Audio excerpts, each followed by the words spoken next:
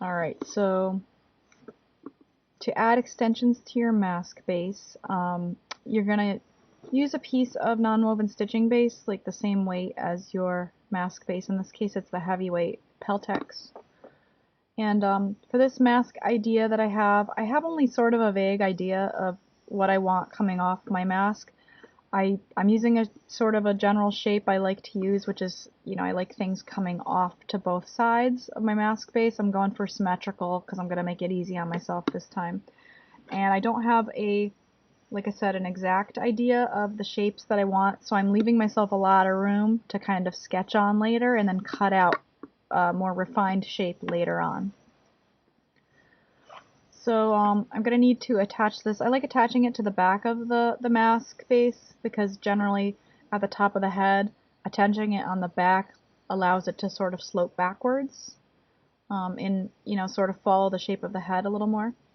And in this case, I'm adding a rather large piece, so it's not quite going to follow the shape of the mask base unless I cut some slits in it. So I'm going to just go ahead and cut a few slits that are sort of like in the same spots as the slits cut on the mask base, and that'll allow it to follow the contour a little bit better. And I don't want it to come down too far, maybe about an inch. So I've got a knotted piece of thread. I'm using Fireline. Nylon thread works good too. I just have my Fireline close by, and it's a good option because it's really strong. And, whoops, that didn't even catch. Let me try this again. It can be tricky to kind of hold this all in place while you work. I'm going to stitch back and forth a couple times after I catch that knot because it's a thin knot. It's not really holding.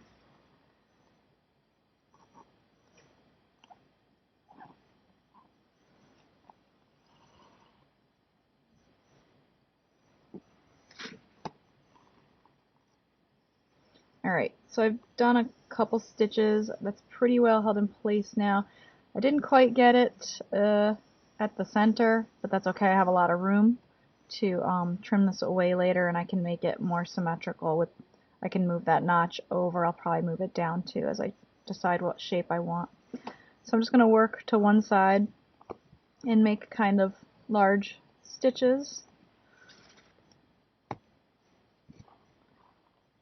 Just stitching this piece in place. And I'm trying to hold tight the section of the 2 layers of non-woven that I'm stitching in place. I'm not holding the whole thing in place, just pinching where I'm making my stitches.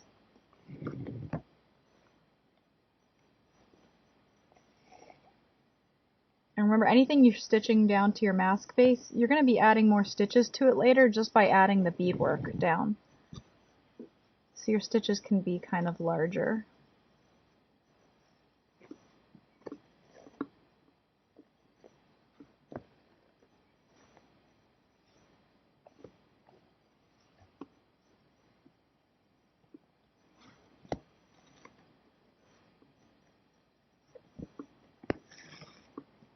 And I'm moving my left hand that's holding the piece in place along as I'm stitching this down.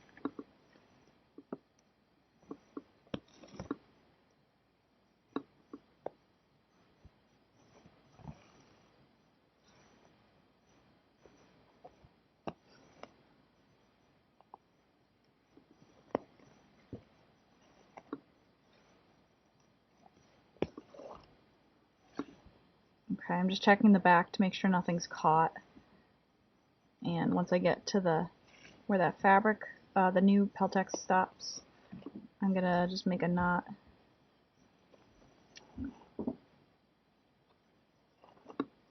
And then do like a shallow sort of skimming stitch or two to end off my thread.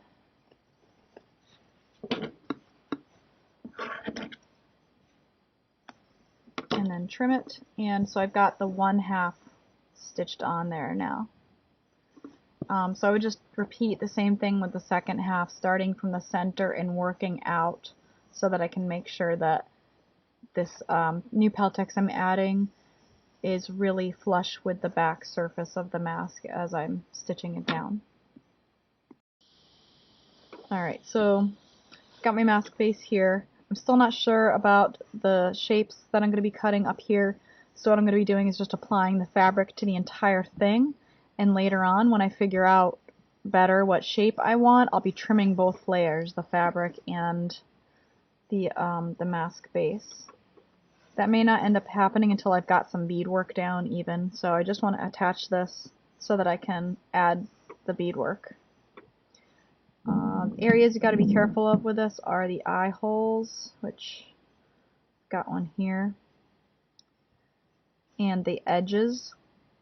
This fabric is good for wrapping around the edges, especially like the nose area. You can actually leave it unfinished, and then that's a nice neutral sort of boring nose area. I'm going to have a fold somewhere over here toward the edge of the cheek area, so this is a part where I'm going to show you how I'm going to trim. I'm going to make a slit in the velvet and sort of fold it over. Alright, so I'm going to start by stitching this down, making a little tiny stitch in this spot where the velvet stops and it's just the mesh. So I'm starting my thread there. I didn't have a thread color that matched perfectly, so I'm using a dark, I think it's black, but it has sort of a blue sheen to it. And I'm making a very, very tiny stitch.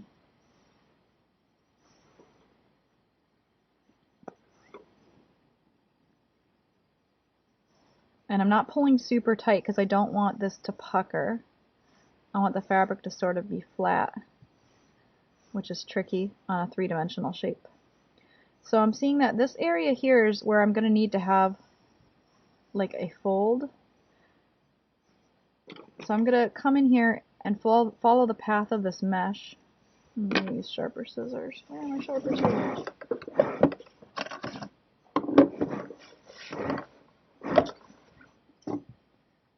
Alright, so I'm coming in here. This part's obviously not going to be on the mask. It's off the edge of the mask, but I'm working my way up to this part where I am going to have a piece on the mask. And I'm cutting that little section right where the mesh meets up with the velvet.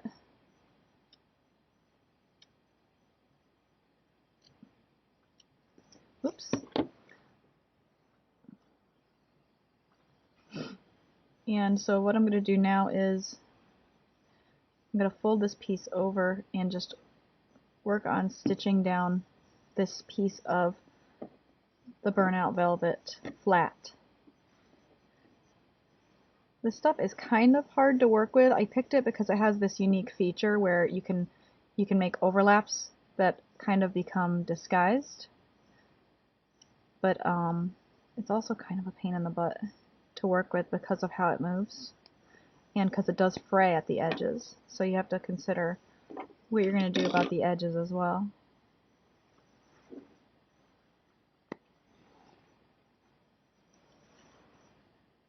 And I think I'm actually going to apply just a little bit of glue here on the edge of this velvet section, both to stop it from fraying and to glue it down, because I know that this part's going to sort of start overlapping that. And so even if the glue changes the color of the fabric at that spot, it's not really going to show. So I've got this this awesome super glue that I use for everything now, gluing down stones, anything I need to do fast.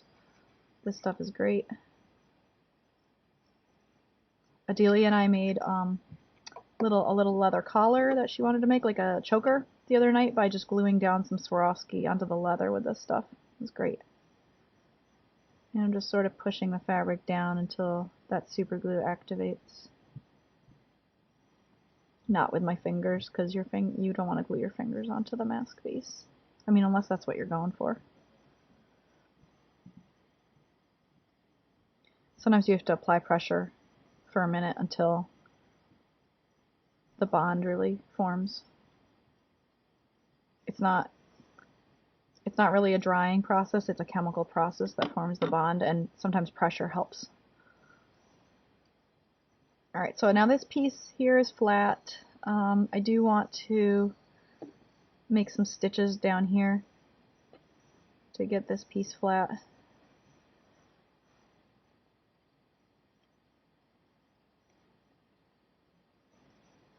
I am going to be adding at least some beadwork on top of this section as well.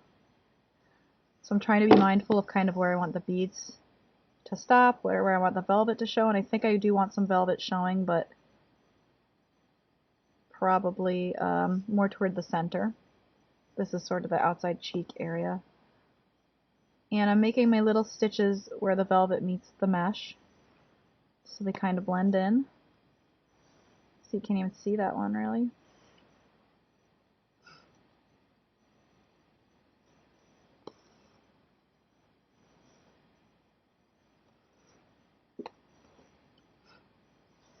And then this is where I'm going to give myself some overlap here.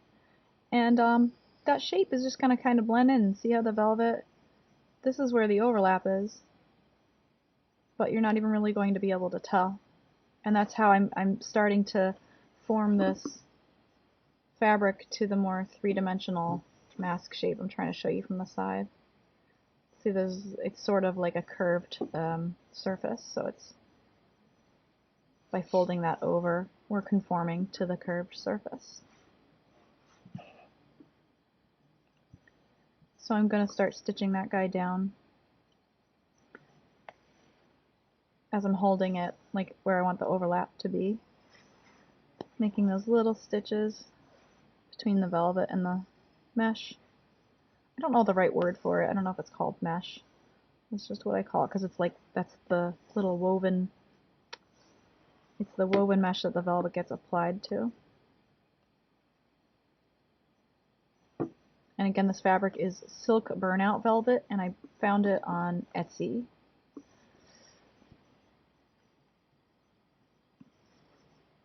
I've got a knot back here.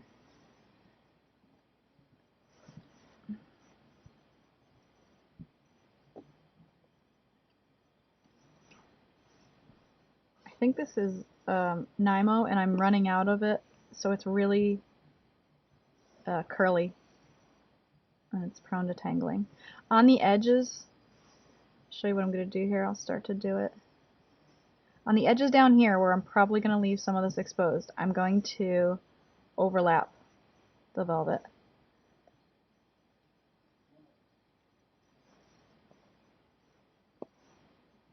Oh, getting more knots.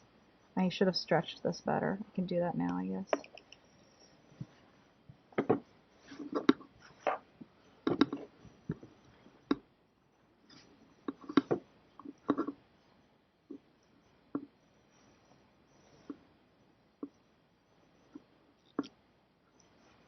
Okay, so I'm going to sort of fold this over.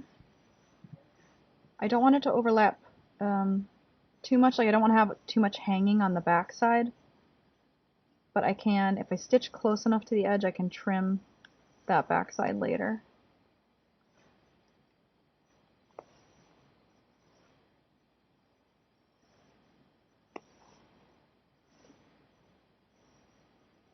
So I'll just sort of wrap the fabric around the edge, and again, I'm just leaving my stitches in these spots where the velvet meets the mesh.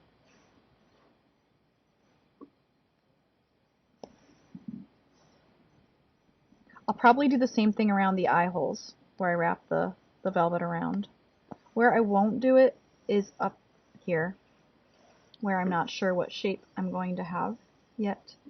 So in these areas, what I'll do is I will stitch down in just strategic spots here and there between the velvet and the mesh, and then at the edges I'm going to there apply little dabs of glue. So I'll see if I can flatten it and do a demonstration. It's going to change the color of the silk, so you'll see that, but I also know that I'm going to be trimming a lot of this away, so what it does is it just sort of temporarily affixes it so that I can like sort of quickly move on with what I'm doing. Alright, that's a super glue, and you can see it changed the color, it darkened it. So this is not something I would want to be showing on my finished piece.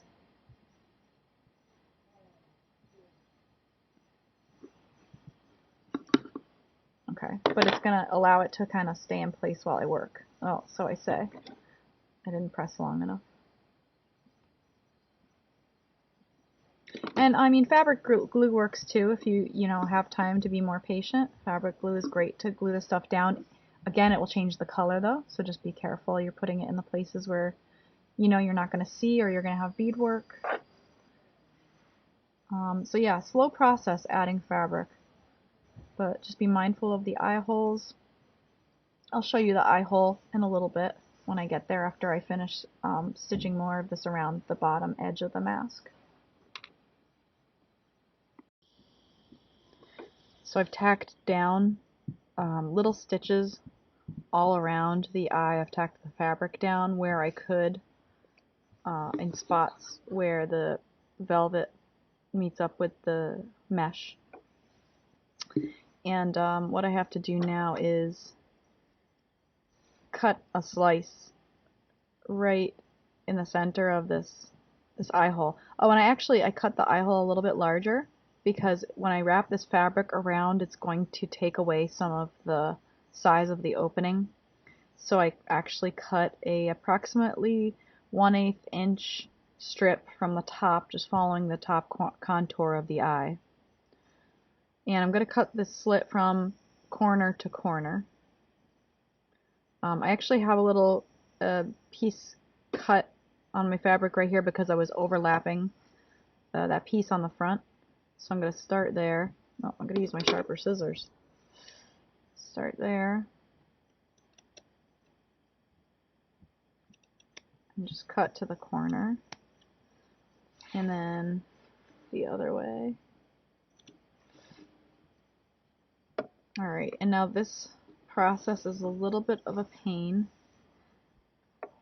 I'm going to be wrapping this fabric around like this, holding it as tightly as I can against the edge of that eye hole. And I'm going to be doing these little back stitches just to hold this guy in place. So I'm pulling it around firmly as I work. Oops, and I have a really short thread too. This is seriously annoying. Let me get my needle back on there.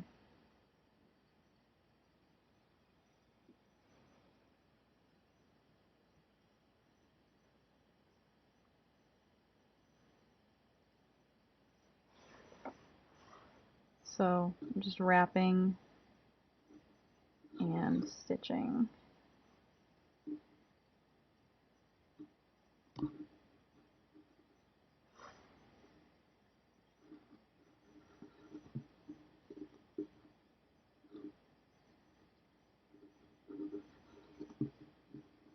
Oh, my needle came off again, but so you get the idea. So I'm like bringing the velvet to the back side. So on the front, it's going to be a nice edge that I don't even necessarily have to put edge beads on later or anything. Since the fabric makes such a nice edge, I can kind of just leave it if I want to later on. And so I'll do the same thing along the top edge of the eye after I add thread, making little stitches so that I end up with my nicely wrapped eye hole.